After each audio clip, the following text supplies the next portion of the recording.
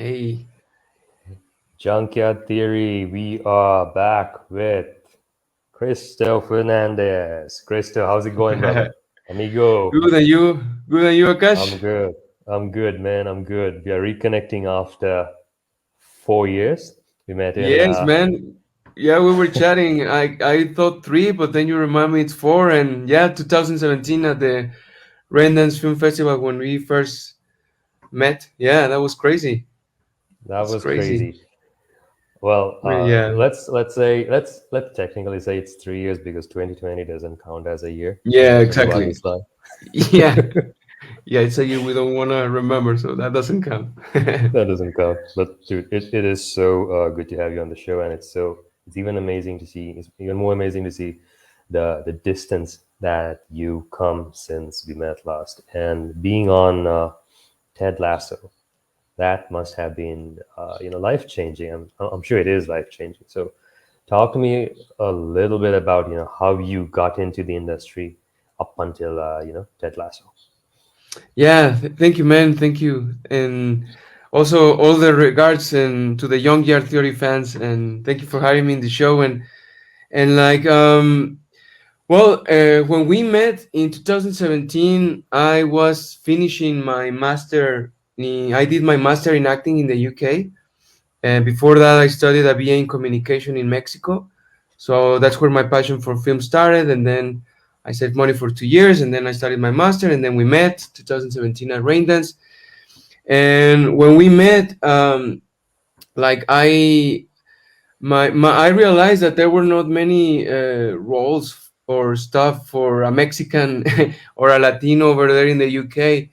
So I was very inspired and to write and develop my own projects. And I was just shooting lots of short films and creating that and putting them in film festivals. And my biggest passion in life is comedy. That's my favorite genre. It makes everyone happy. It makes me happy. So I was just doing lots of that, and then years passed.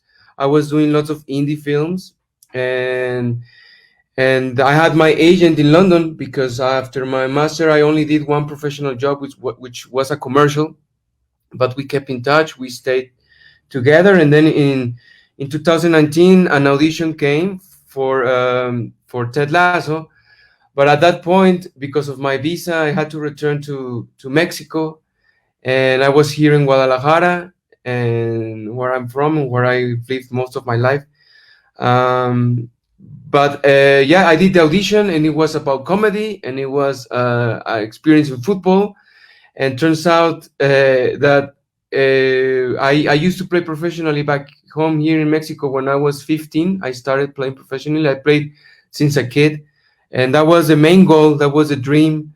But then injuries happened, and then that's when I started communication. But it was a combination of all of those things, and in my reel, I had lots of comedy, and that's why I got the audition. And at the beginning, I don't know if you know, but the Danny Rojas was supposed to be like the asshole And of Ted and Lasso, Icelandic as well, right?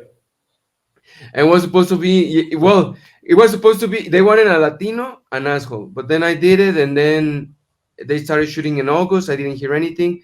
Then I realized they changed the story and they wanted a British to be the asshole, and it was Phil, who is amazing and he does it perfectly.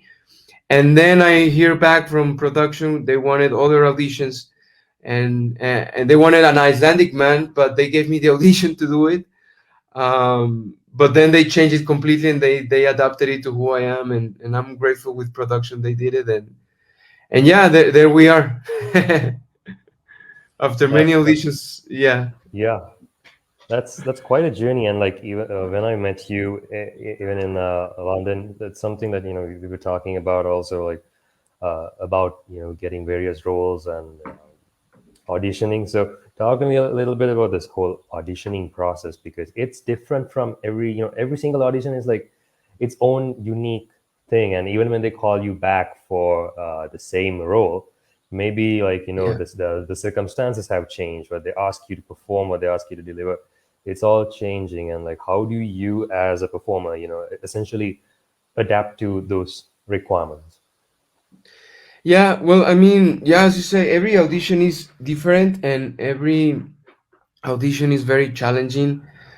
Um, the way I prepare auditions is I do all the research you can do as an actor, and like when you receive the audition, you take a look at who is giving you the audition, like what has this casting director done in the past, and then you take a look at that, and then you take a look at who is the director, and then who are the producers, and then you can have a vibe of what they've done in the past. And of course, you already know what you're gonna perform, whether it's comedy or drama or whatever.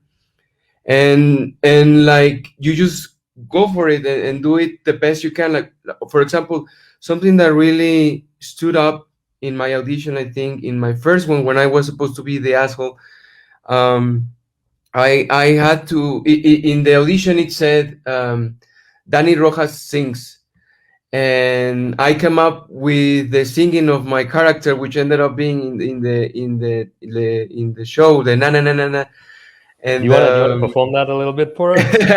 well, na na na na na, Danny Rojas, Rojas, Danny Rojas. But the Oh way I god. found out about it is because I did my research, and I came up with this singing some football players had in Europe in the Premier League, and I found out about this Spanish football player whose name I don't remember right now, but I found that, and then I just grabbed that and took it for my audition, and you just have to be yourself. Like I always say that the first roles we will ever have are gonna be very likely to who we are as persons, and that's Danny Rojas is a lot of who I am as a person. Of course, it's 100 times more happier person than me, version of me. But for example, no one is gonna give me when they don't know yet what I can do as an actor. No one is gonna give me a role where I'm gonna play a guy who I have to, for example, do the challenge of gaining 20 pounds or a lot of weight, and I have to play the most dramatic role and in a crisis and Oscar winning thing. Of course, that I have to earn that with time, but that's why I think it's very important. One of my advices is to really know who you are as a person and grab those skills, qualities you have, and who you are, and just explode them and go for it. And also, like for me, that's why it's very fulfilling to be a filmmaker.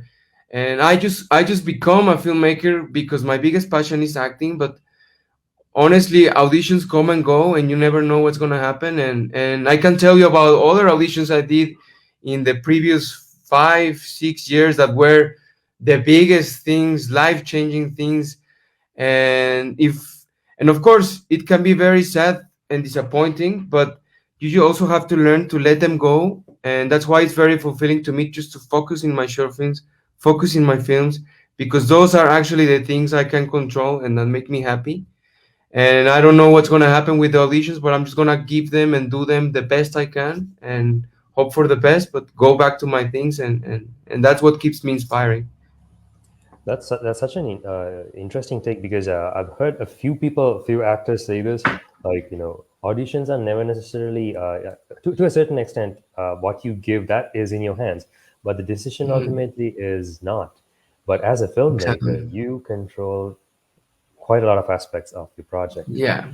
So Yes, I 100% agree. And also, like, and I think that's why we connected as well as friends, because I also admire your work and I really like what you do. And I hope one day we can do a cool action film. thanks, and yes, I am Yeah, so looking forward to that. yeah, but I many people, if people take a look at, I'm sure at what you did at the beginning and what I did at the beginning, and obviously you improve with time, but you have to do it by literally messing it up and making mistakes and being very bad at the beginning, and then little by little you become better. And sometimes I think people are scared, and I think it's one of the biggest fears we have as artists and performers in general in life, that we are scared of failing.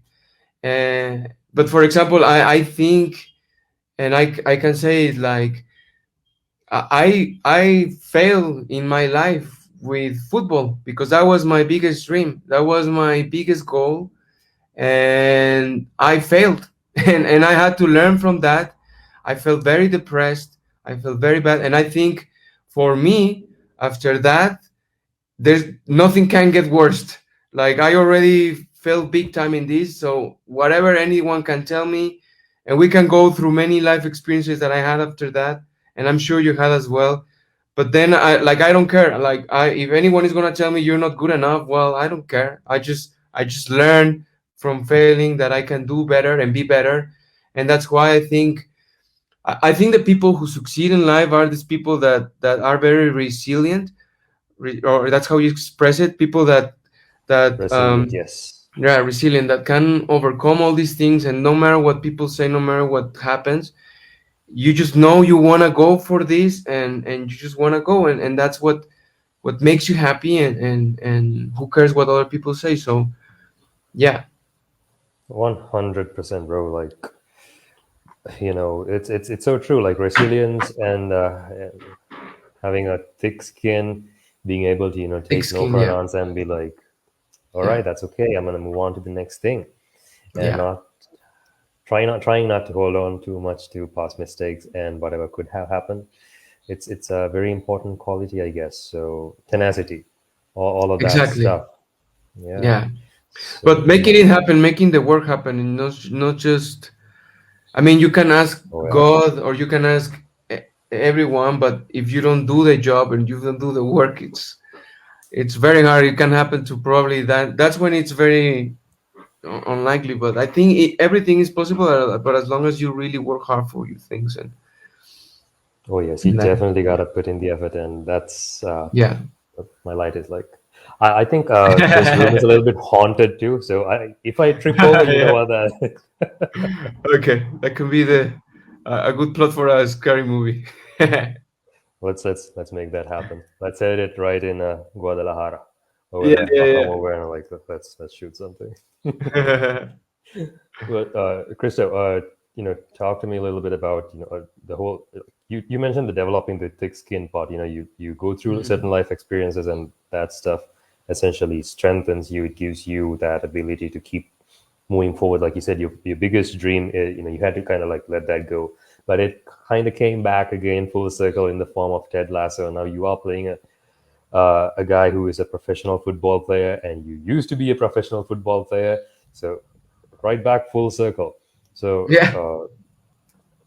how much of what did in your life, like football was an entirely separate skill. It's so different from filmmaking. I mean, some of the Yeah. values can be transferred though. So what other skills did you kind of like acquire through different other how do I say, different other fields, or different other do you know different other what's the word I'm searching for? I think you kind of get what I'm talking about. Different other, Yeah, yeah, other yeah, disciplines, other areas, other, disciplines. yeah, Exactly. yeah, So from different other disciplines, what skills did you kind of like acquire that have helped you with acting and filmmaking in general? yeah. I mean, yeah, I mean, for me, it's interesting. Yeah, as you said, like how life has worked out, and because after football, I really didn't want to have to do anything with it at all, and I kind of like closed myself because that was for me the healthiest thing to do because it's my passion, but it was just hard not to be able to be there. And um but I think yeah, I mean, when I started communication, and I learned, I saw like photography, I saw like script writing, journalism, filmmaking, radio, public relationships, graphic design. I saw many things that I somehow still use. And then after that, while I was saving my money to go and study my master, I worked in sports marketing. I worked in photography for events, and then for weddings. And I was making videos for weddings, and I was also developing the events, And the one job that really gave me that I save money, I work as a life insurance salesman. I work in All sales. right. I honestly think that was my very first acting experience, because you have to learn a script, you have to be good with people, you have to pitch what you're offering, and those are skills that I am still using nowadays as both an actor and as a filmmaker pitching my things, and we were constantly pitching ourselves as well when we have a job interview or whatever, and I think that was a very important job I had, and I was very good at it. I That made me save all the money, but and I had my doubts whether I really pursue my master in acting and invest all this money, or I could invest it in something else and keep doing this job. And I also thought I was gonna regret if I didn't take this, and I went for it. But I honestly think that everything you and then in England I work as a life as a say lifeguard. I work as a, of course, bartender and waiter and dishwasher and all of those jobs that we have to do as actors. But I think all of those experiences helped me somehow. They helped me to be who I am, and it's always more interesting as an artist and as a performer and as a filmmaker when you have done so many life things. When you have done so many things in life. I remember when I was studying my master, and my course leader and directors were asking me, why do you want to come here to study and probably not in America? And I realized that one of the things that there were many life decisions and opportunities I didn't take when I was playing football, and I think it all came from not being from being afraid of getting out of my comfort zone. I was very comfortable here in Guadalajara with my family, playing football, my friends, everything was cool. And I didn't want to push myself to other stuff. And when there were some offers or possibilities, I didn't take them because of that. And I think those were all scary things that were in my head, and I had to change my mindset, and that's where I wanted to go as far as I can. And England was so far away from me. Even the first months, the English I couldn't understand, the accent I couldn't understand. I had headaches for like 3 months when I started living there, and but I wanted that, and I also knew that maybe many actors I was gonna meet, some of my friends from my master course, had more experience in acting, but I knew that I had more life experience as a person that helps me now as an actor and as a filmmaker. And I think that's the best thing I think an artist can have, like have life experiences. I think the more you live, the more you learn from other people, and that's why I'm very passionate about films that talk about other cultures that are multicultural, because this world is so big and there are so many stories and people and cultures that we don't know, and that's why I find it very interesting to talk about other cultures, and I think that's those all of those disciplines have helped me. And of course, football, as you said, like it's a discipline that adapts somehow to what acting or the performing or theater or is. But Yeah. I think football gave me the discipline I needed to know how to push myself and to be a competitive, but in a healthy way person, and gave me good habits. And and yeah, I think that those are the things that football has given me and life in general, and that's what I apply to who I am and what I'm pursuing as an actor and filmmaker. Oh, this is something that I actually notice in people who either take up a sport or are kind of like invested in like something else that requires your time and effort and like dedication. Or more, that's something that essentially keeps you fit. You know, Mm, it's a sport, a martial art, whatever. Like it yeah, essentially keeps you fit. It maintains that discipline, and you are able to go on for longer. That gives you that mental yeah, stamina at the same time. It strengthens you from the inside out. So that's 100% definitely something I guess more people who want to venture out into acting or filmmaking gotta try out. You know. yeah, or life in general, but definitely in Yeah. what we like, film and acting. I think, yeah. Always. And speaking about the whole multicultural thing, like you said, it's not easy to find work playing like Latin characters and being a Latin person, coming from Mexico. Uh, the roles when you started out versus what you have now. Do you think that's kind of like the scope has increased? And if so, where do you see it going? Well, I think it's still a challenge, and especially for me as a Latino and Mexican, I think there needs to be more representation, Hmm. and that's why I'm very happy and proud they gave me the opportunity to represent in Ted Lasso, in a show, in this platform, worldwide platform, a Latino and a Mexican who is positive, who is charismatic, who is yeah, a positive example of who we are as in my culture, And because not I a mean, not a cartel member, you know. exactly. I mean, and there are stories that require that, and I'm not Mm, against those stories, but it's good to portray these other stories that are not just the negative things, but also the positive things. And here in Mexico and in Latin America in general, because I've lived in Puerto Rico, I lived in Colombia, and in Latin America in general, I have many friends from other countries. Every time we go to someone's house, we want to welcome them and make them feel at home. And if they haven't eaten, they're gonna eat the whole fridge, and we're gonna offer lots of drinks and tequila, and we're gonna have a good time. And it's all positive, and I think somehow Danny represents that, and that's why it makes me very proud to be in this show, and I'm grateful with Jason, Brandon, Bill, and all the writers, and Joe, all the writers and creators of the show, to for giving me the opportunity. And I think they're doing it with Danny Rojas and with every single character there from other culture. And I think it's a positive example, positive show. definitely. And when you see your character coming out from the like your in character's introduction, like from that point on, it's the character you're like, all right, this guy is gonna stay on in the show for long, and like it's gonna leave a lasting impression. Like the audience essentially falls in love with Danny Rojas, and taking words that someone else wrote for you and like making them your own. And that's what's on the script is just such a minimalistic version of who the character can be.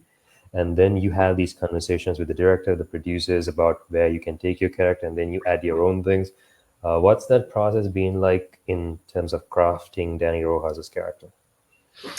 Yeah, I think one of the great things in working in this show is that they are well, Jason and Brendan come and Joe, the main creators of the show, together with Bill, but especially these three, they come from the improv world, so they're always they know when they have to change things and when it's for the best. Mm, And like, for example, there are many occasions when our characters or me, like it just says, for example, Danny leaves, or Danny leaves the room, or Danny enters, or Danny I don't know, sings, or and those are opportunities for us to improv stuff, to come up with things. And sometimes these things can work and sometimes they don't, but they are always willing to listen. And I think that's why they're so successful and good, because I think good ideas can come from anyone, and you never know what's gonna happen. And I think, but you have to always be willing to listen and understand and check and try. And I think that's where good acting comes from, by listening to other people and actually listening. And yeah, I think and they're also willing to listen what things and ideas we can offer. And I think that's why they have worked hard to adapt the characters a lot to who we are, all of the cast. Because I think the more you know, the more I know the people, the more I think that we are all like our characters. So I think that's been the experience working in Ted Lasso, and with these amazing people who have so much experience. And that's why for me they've been really great teachers in cast and also in crew. Sometimes I also stay for fun on set because I just want to learn and I just want to see everyone in action and you just learn by watching, by listening, by being there and I think it's been a great life learning experience for me being in Ted Lasso. It's amazing that they kind of let you, like essentially they customize the characters for all of you guys and allowed you the freedom to kind of like play with it, and of course, like allowing you to be on set because I'm pretty sure you told them that you are making films on your own as well, and they were hopefully very accommodating of that. And the fact Yeah, that someone comes from that improv world where if it is comedy, it's either a hit or a miss, and uh, like a joke, the more times you tell it, the audience is not necessarily going to laugh for it as much as they did the first time. So you got to make sure that it lands. And since you mentioned comedy is again your favorite genre, like how do you kind of experiment with certain timings, and like how do you hit those specific beats within the story in terms of comedy mostly? yeah. I mean, I just think it all first started like when growing up. My favorite comedian, his name is Eugenio Derbez, and I had the opportunity to meet him recently. And he's a Mexican comedian, successful comedian, and very very nice person. But I just grew up watching lots of comedy, and then I here in Mexico we are also, of course, we watch lots of the things they create in America. So I grew up watching lots of Saturday Night Live, and that's where Jason started. And then Bill Lawrence created before one of the best shows in my opinion is Scrubs. I loved it, and so I was always in touch with this, and also I had the opportunity. I'm blessed. My mother has great sense of humor, and it comes from my grandma and my friends who I hang out a lot. We are always taking the piss out of each other and making lots of jokes. So I think, and here in Mexico, we find, I think it's our way of moving on. It's just finding jokes in everything. So I think it's part of my culture and who I am as a person. And I think I grew up with that. And it first started by watching and just learning and admiring who my heroes are. I love Jim Carrey as well. And he's my hero. I hope to meet one day. And I just you just try and I'm learning from set the way how Jason keeps things fresh, and you have to always bring lots of energy and attitude, and I think it's just the best skill. I think is not being afraid of trying. Honestly, like that's just, and it's hard because at the beginning I was feeling kind of intimidated because it was all these amazing actors I admire and who have done these great things. But you just have to try and you just have to be willing to literally. Sometimes I try jokes, no one laughed, but then I'm like, okay, at least I tried. But then I try other stuff and then it works and everyone laughs. And I think it's just as we were talking before, having this thick skin, but also realizing when it's your time and when it's the moment for you to try, and when you have to actually just be there and listen. And it's that balance which I think you just learn by doing it. And I started doing that with my short films, with as we were talking before. Like, I think that's why I ended up being I was doing like 4 short films per year before Ted Lasso for like 5 years, that I was trying to put in film festivals, like 4 short films. And Wow, it was that's a just lot. work I was creating with my friends, and yeah, I show it sometimes to, of course, my family was always cheering up and laughing, but sometimes I show it to my friends and they were like, what the hell is this? But then, like, you just get better by doing it, and I think that's the only secret. And I think sometimes we all want to wait for the right moment, but I think the right moment is now, and you just have It's to do now. it. and yeah, I think all of those things are mostly what I've learned before for myself, and that's why what I've learned in Ted Lasso with Jason and everyone there. 100%. Like a few things you said within that particular answer kind of like hit me really hard. Like, one thing is about like listening. And most people, like, even in any normal conversation, sometimes you're not necessarily listening to the other person and you're like just waiting for your turn to speak. But when it comes to acting, like you really have to listen to the other person, because that's when like your response or whatever you're up against, talking with that person within that particular scene kind of comes out as more genuine and authentic, I guess. So could you Yeah. talk to me a little bit about that, the importance of About listening? sorry, what do you say at The the end? importance of listening. Yeah, yeah.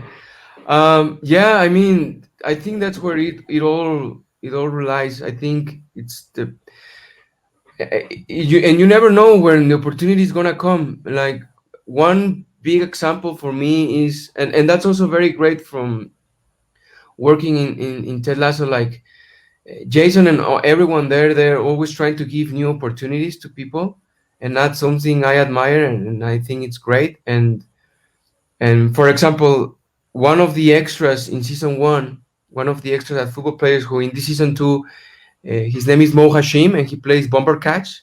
If you have seen the second season, like he used to be an extra in the show, but then we were doing this scene, um, the scene where we are coming up with new strategies to defeat Man City Yeah, yeah, in yeah, the yeah. end of season one, and I said Sandman, and then many people were saying lots of things, and out of nowhere, Jason grabbed Mo and he threw a joke at him, and he listened, and he responded with whatever he come up with, and that worked out, and other people did too. But every time he was receiving the opportunity to do it, he was not afraid of trying, and Mhm. that's the secret. Not he was not afraid, and then he received the opportunity, and now he's part of the cast, and that's just an example of how you have to always be ready for everything, and just try. And in other fields, like for example, there is this a person who used to be in catering, and when the opportunity when and she was not afraid of asking, and she's now in the art department and helping there, and that's where.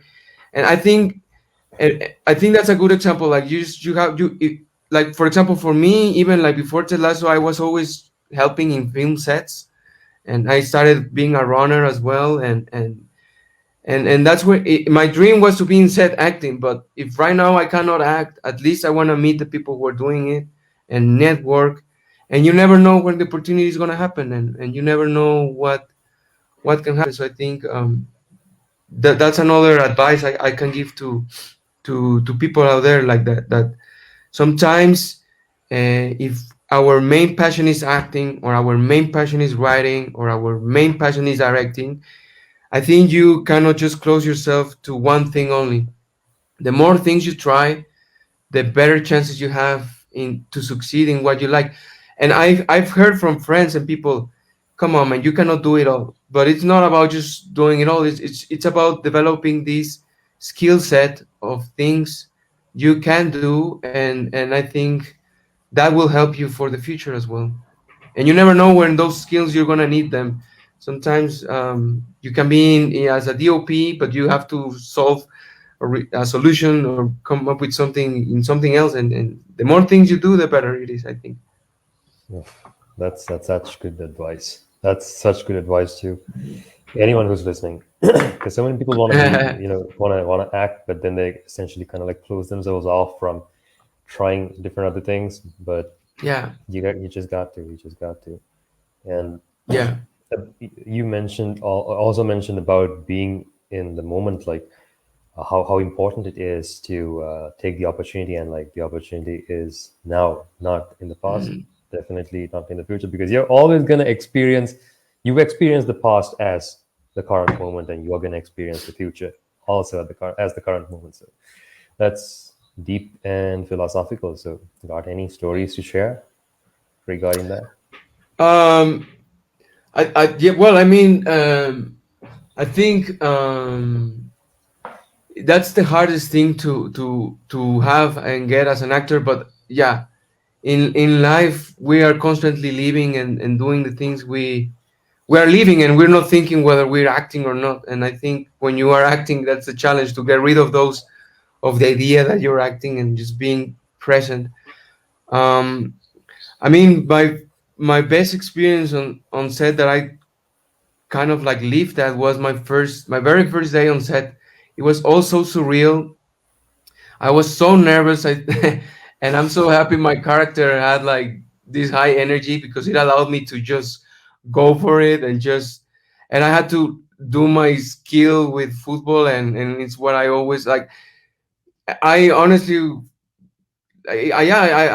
for a moment I just forgot that I was on a set, and I was just being there. And I think that's one of my best moments I've ever had in my life, and a moment I will never forget, a day I will never forget. And that's it. That was my first day on set. That was my first time, and that's when I really felt that being in the moment thing. And another experience was as well when I was finishing my master course. We were performing a theater play called Festen, and and all the preparation, the previous preparation we did, and then being in the theater. I remember things were not working, and like we some it was we were supposed to have like this very conflict dinner, and everyone was angry with each other. Nothing was happening in terms of lines, but everything was happening inside, the people watching each other, and even some glasses broke and stuff. And I just literally forgot who I that I was acting. And I that's very beautiful and rare. And I think that's the dream and the goal for everyone, when we are actors, to be in the moment. And I think you just develop it by practicing and doing it, and just yeah, and the more you prepare for it. 100%. So being an actor, you've done your own projects, your own short films, and then you worked on other indie projects, and then you worked on something as big as Ted Lasso. So coming full circle back to your own productions, right? Like since you are a filmmaker, going through this full circle, how has that kind of like essentially changed the way that you approach the game? Because you write your own stuff, you make your own films, and being an actor who has performed in other productions, Hmm. how has that contributed to your filmmaking style? Well, I mean, yeah, I'm learning from these amazing talented people, and I also, and it's also all of them do, like, for example, Ted Lasso. It all comes from Jason, Brendan, and Joe. Who Brendan and Jason are the main actors in the show. Coach Bird and Ted Lasso. They wrote this, and they created their own work, their own opportunity. Uh, the guy who plays Roy Kent, he also writes and has his own shows. And Nick Mohammed, who plays Nate, he also writes and creates his own show. So I think it's a common thing, and it's what makes people stand out as well. And I think yeah, I've been learning a lot, and it has 100% impacted my career, in terms of like how I want to tell stories. And I also, Ted Lasso has given me this big learning experience as a filmmaker and as an artist, that Ted Lasso is a show that has impacted so many people's lives. And it's not just people congratulating us or me for the show, but also thanking us for the show, and how much it has helped them through the pandemic, and through the difficult times, tough times we've all lived recently. And that for me is like, wow, we really have a responsibility in terms of what we put out there, what we create. and at least we have to try and put a message, and because we don't know how what we're gonna do is gonna impact other people's lives. And that's something I've learned a lot as a being part of Ted Lasso. That, like, also people in LA telling me, I'm so happy someone like you represents us in the Latin American culture, or as a Mexican. And that's what has really touched me and made me realize we have a responsibility in terms of what we put out there.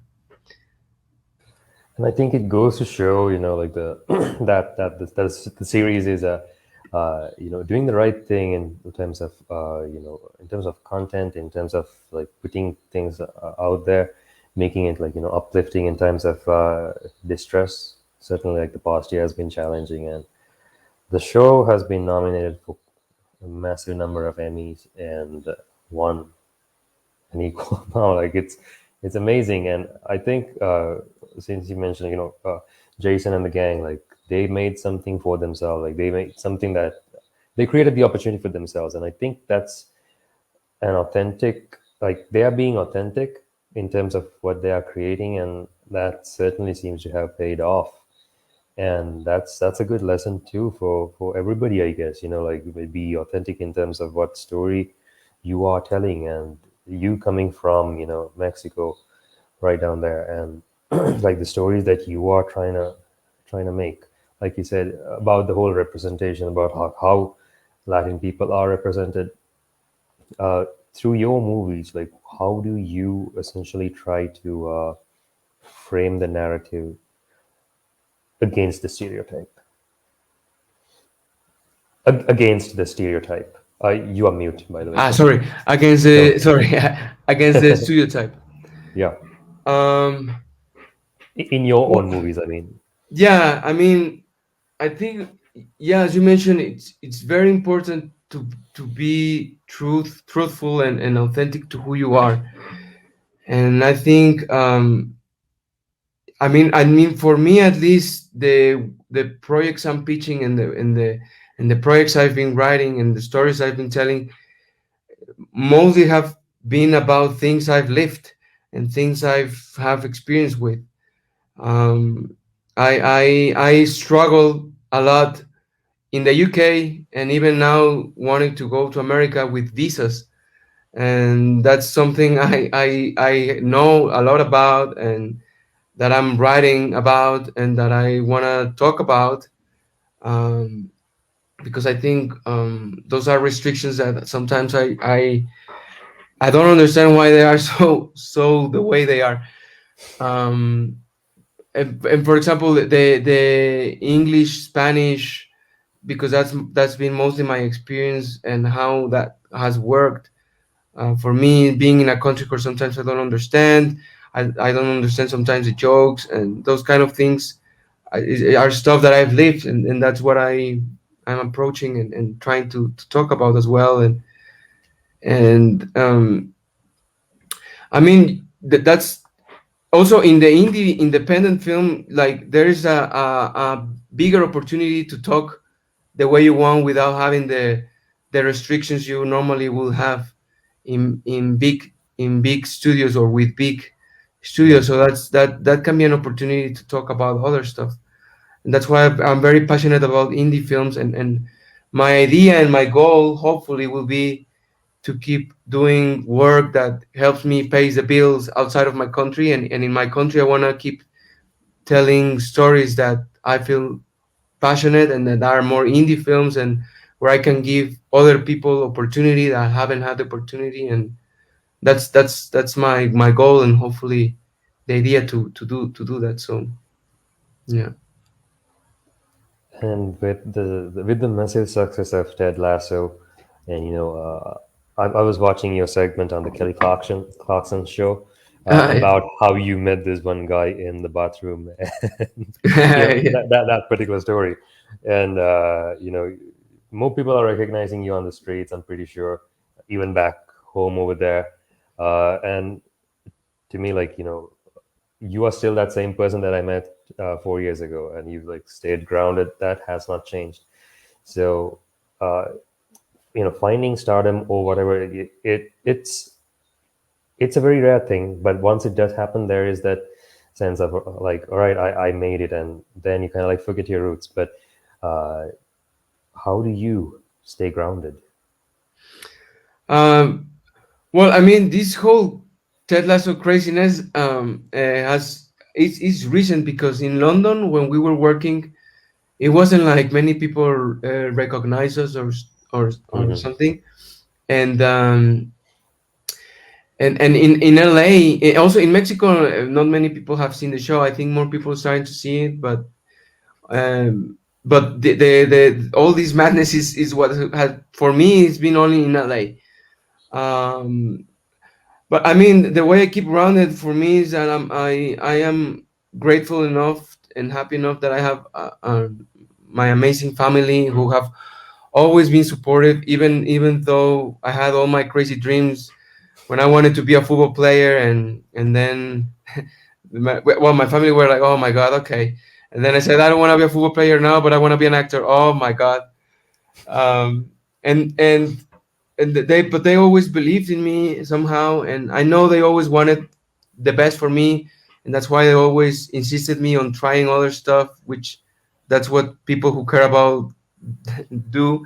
But I always knew what I wanted, and they've always been there for me, and my mother keeps tells me, if you ever lose your head, I'm gonna smack you in the head with a chancla, with a flip flop. So no, and I have really good friends here in Mexico as well, and in the UK with who I studied my master, and I'm just I try to surround myself with great people who always keep me grounded, and I always remember where I come from. That none of this that I've worked for has come.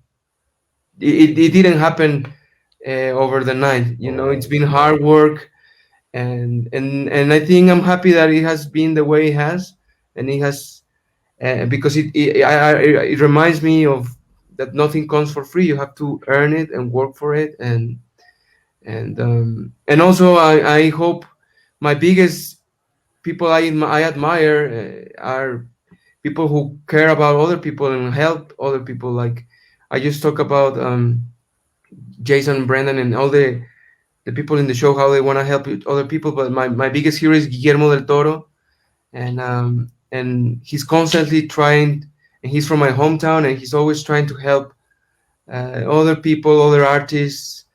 I have this cool anecdote that in the film festival of Guadalajara, the first time I met him, he had given this master class to so many people, and then at the end, he went and like, if there's anyone here that has anything that wants me to see it, I'm happy to watch it. I think like I'm looking all the time for like art designers, set designers. There was this lady with a portfolio, and she went running to the stage and gave it to him, and he looked at it, and you know, being so humble and cool. That's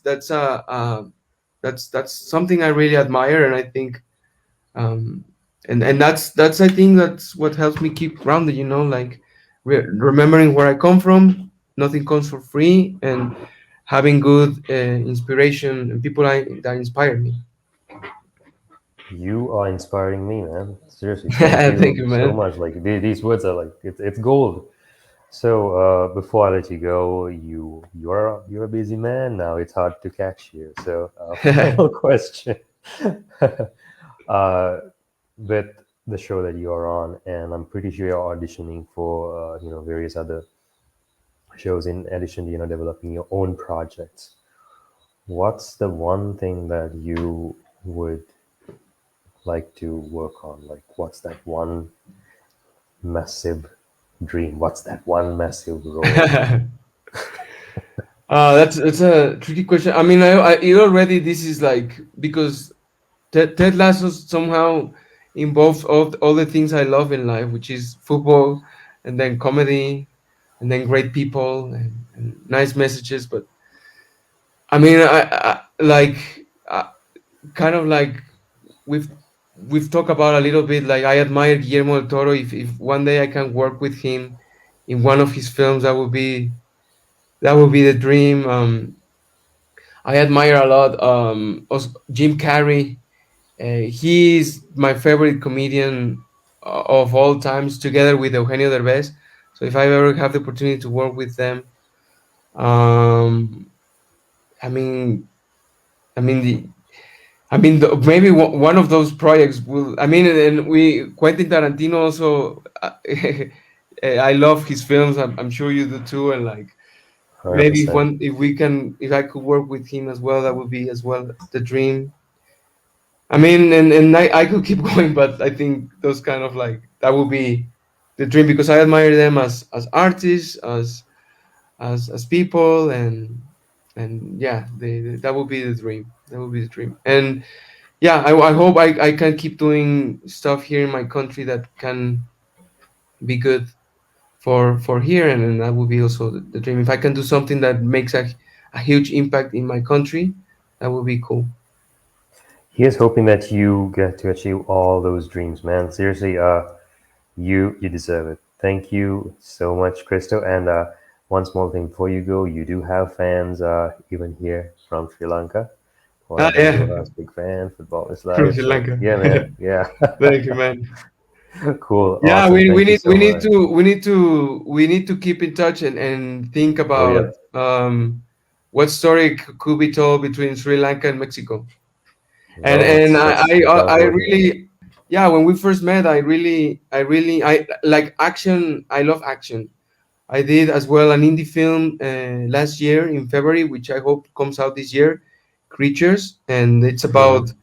zombies, aliens, and comedy and drama and horror, and but it also has lots of action. Okay. And so I'm action looking is, forward to seeing that. yeah. And I did also an indie film last year, which hopefully will be out this year. And are all of these things I'm developing with my film company, Espectro MX Films. If people want to also take a look at that, and also the work we're doing. But yeah, we need to come up with something, an action film or something between Sri Lanka and Mexico. That We would be will, cool. because I remember you reached out to me like once. I think we were screening. Yeah, we were screening Identic over there, and like you came up to me and like that's when we kind of like connected and had a chat, and like here we are Yeah. now. So let's make something happen. And the link to Christo's film production company is going to be in the description of this video once it's on YouTube. So guys, do check that out. Do check him out on Instagram, Facebook, everywhere, and definitely do watch Ted Lasso seasons 1 and 2 out. So, yeah, Krista, thank you so much for joining us. And till next time, this is Junkyard Theory, folks.